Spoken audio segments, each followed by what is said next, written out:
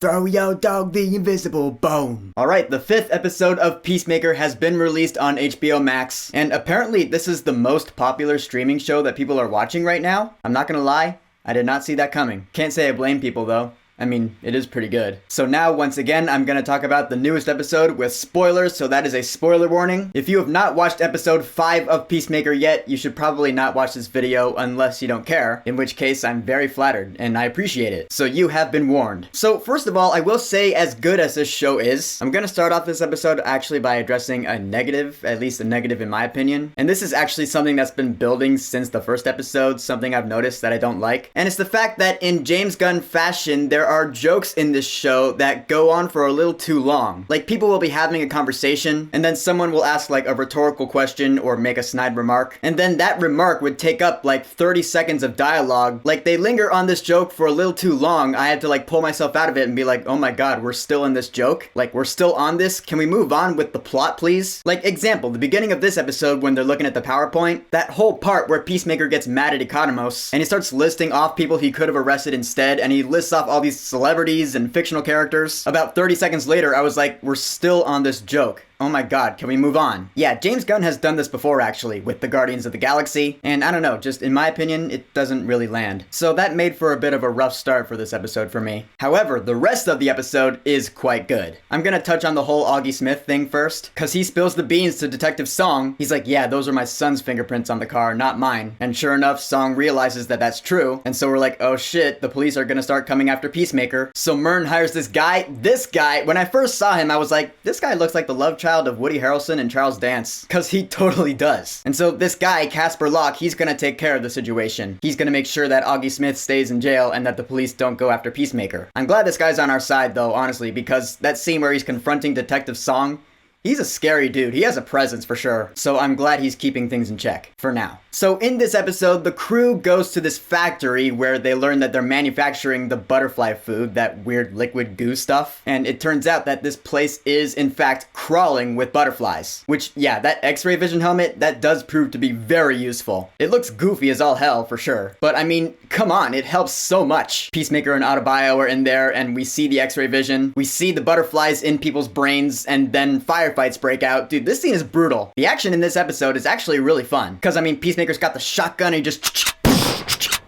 people's heads are splattering blood. It's cool. I was very entertained by it. And so yeah, the teams are Peacemaker and Autobio and Vigilante and Harcourt. We saw bits of this scene in the trailer where these guys that look like construction workers in the hard hats, they turn out to be butterflies. They can jump really high and they have super strength. Apparently they can take bullets pretty well too. And so then we have that bit we saw in the second trailer where Peacemaker has that grenade tied to a Russian tank shell. I thought this scene was fun in the trailer and it's fun in this episode. Eat peace, motherfuckers! Explosion! That is just classic Peacemaker fun. I loved it. But then we get to the Charlie bit, which is funny. That one guy's on the ground, he's like, they're with Charlie, our guardian angel. And in my head, I was like, who's Charlie? But then I remembered, wait a minute.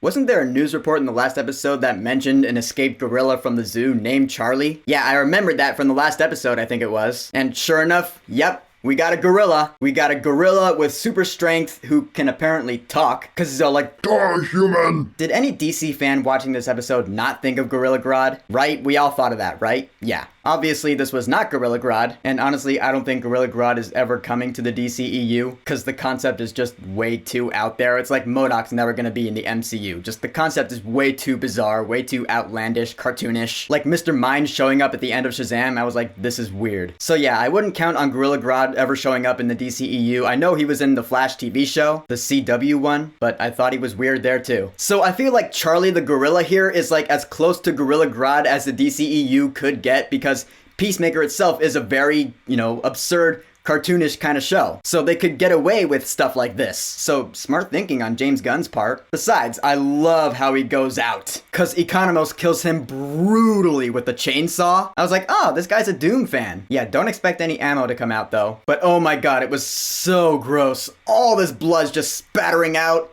Just goes right through his back, through his chest. It's just, that was a Mortal Kombat fatality.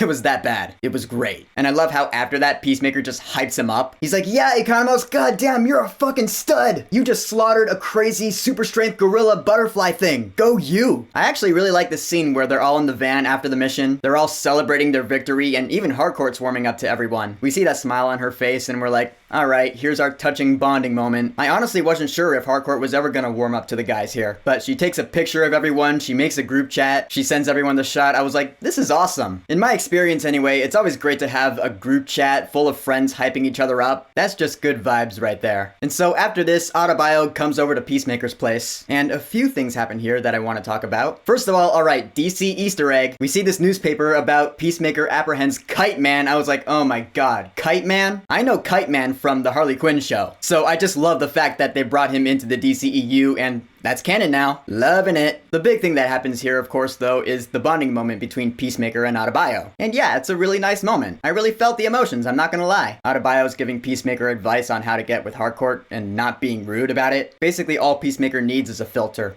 which he does not have. The thing about this scene, though, is that you would think, alright, Peacemaker has a butterfly in this place. We know this, we've seen it in the past couple episodes. I thought Adebayo would see that here, but no.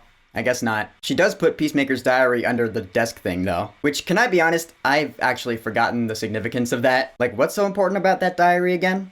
I forget. I don't know, I guess I'll find out in later episodes. And so, lastly, at the end of this episode, Adebayo goes to HQ because she can't sleep, and Myrn is there. So Adebayo fiddles around, she puts on Peacemaker's X-ray vision helmet, and right there when she put it on, I was like, oh, here we go. Yeah, she's gonna see it. Sure enough, she turns around, she sees Myrn, and she's like, oh shit, there's a butterfly. All right, now we're getting somewhere. And so we have the start, anyway, of a little throwdown between the two of them. You're like, oh shit, it's gonna go down. And then it cuts to black, and I was like, aw, you gotta be kidding me. And then the credits came on. I was like, Desolation of Smaug-style cliffhanger ending? Seriously? Oh man, way to keep me on the edge of my seat, Peacemaker show on HBO Max. Now I have to wait 7 whole days to see how this goes down. That sucks. But that does show how much I was into this episode, and how good this show is in general. Yeah, it's miles ahead of this one right now, if you ask me. Peacemaker's a blast. It's doing a lot of things right. I'm still thoroughly enjoying this show. This episode was better than the previous episode. The action was awesome, the characters are a lot of fun, the dialogue is great, and the music's still bitchin'. So, the 5th episode of Peacemaker, titled Chapter 5, Monkey Dory. Have you watched it yet? What do you think about it? And this might be a dumb question, but which show are you enjoying more right now? This show or the Book of Boba Fett? If you're watching both. Whatever you think, go ahead and leave a comment.